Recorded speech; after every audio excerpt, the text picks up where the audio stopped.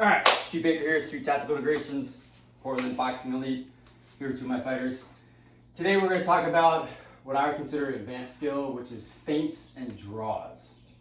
Feints and draws. And it took me quite a while. I asked I don't know, maybe 15, 16 people what the difference between a feint and a draw is.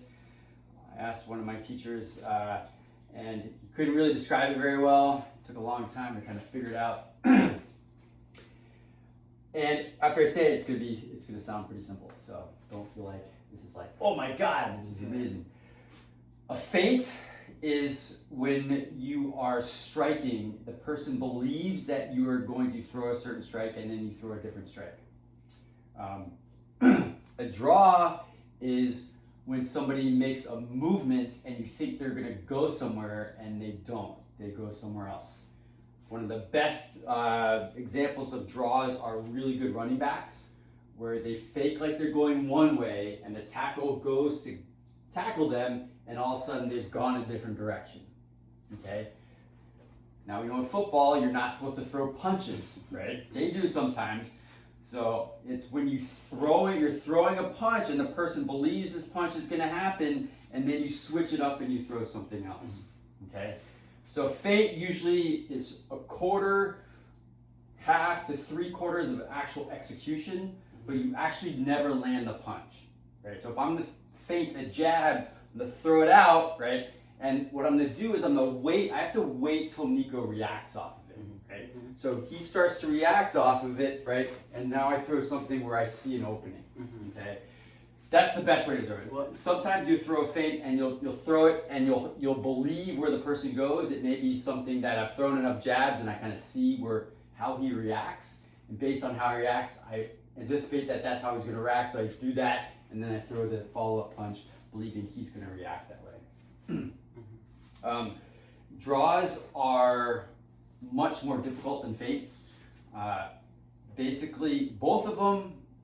So sometimes I call Jeet Kune Do the art of lying, stealing, and cheating, right? Drawing and feinting is lying to the other person.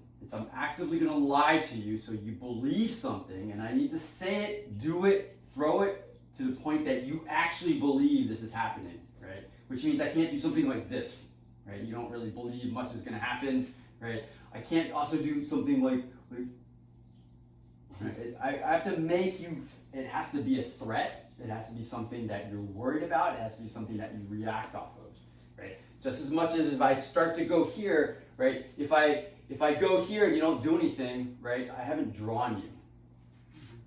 So sometimes you may have heard the term drawing in the crowd. Like somebody says something, and it's like, what? Oh, what do you got to say, right? Or if you say, hey, dude, I got this really funny joke, but we can't let anybody hear, right? And I do this, and then everybody is gonna lean in, right? Because we don't want other people to hear it.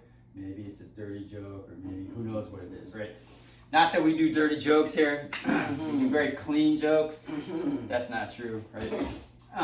Just like we don't do clean boxing, we do dirty boxing. So the idea is that you want to basically learn to lie. The best way to learn to lie is you have to believe yourself. Right? Which is why mirrors are helpful, because you have to throw a punch that actually looks like you're throwing a punch. The best way to do that is to see how you throw a punch, right? So if I throw a punch like this, if I feint, right, I can't do something like this because this isn't how I usually throw a punch. So you're not going to believe it. Partially, I don't believe it. But if I throw my feint just as if I'm going to throw a real jab, right, and then all of a sudden I do something else, right, you're going to believe it, right? And again, it may be something where we're in the ring, right, and I throw a couple, right? See, I see his lower opening, right? So every time I throw that, sensibly, he's like, I don't want to get hit in the face. Tupac, I'm pretty sure you don't want to get hit in the face either, right? So you're going to do something to guard your face, right? And so what that does is it creates an opening. And so you start to see when he throws that, what's opening. That's open, right? So I start to understand what happens. So the first couple, right, I'm trying to figure, and maybe I'm throwing real ones too, right? I'm mixing them. Right? So, but the first couple maybe real full, just bam, boom, because I want to see what he does.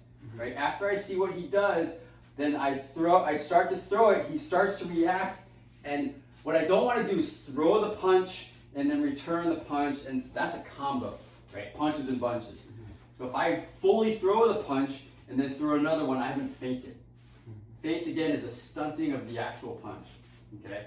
So what I want you guys to work on today is start in the mirror, and we're gonna start easy. We're start with a jab, right? So you're gonna be here, right? And you're gonna throw full jabs, right? And then what you're gonna do is you're gonna throw about half of a jab, and the key, I shouldn't be recording this. Maybe I won't post it. For our review. Maybe for your review only. Yeah. Actually, I'll just stop it. So if you want the secrets, you gotta come to class.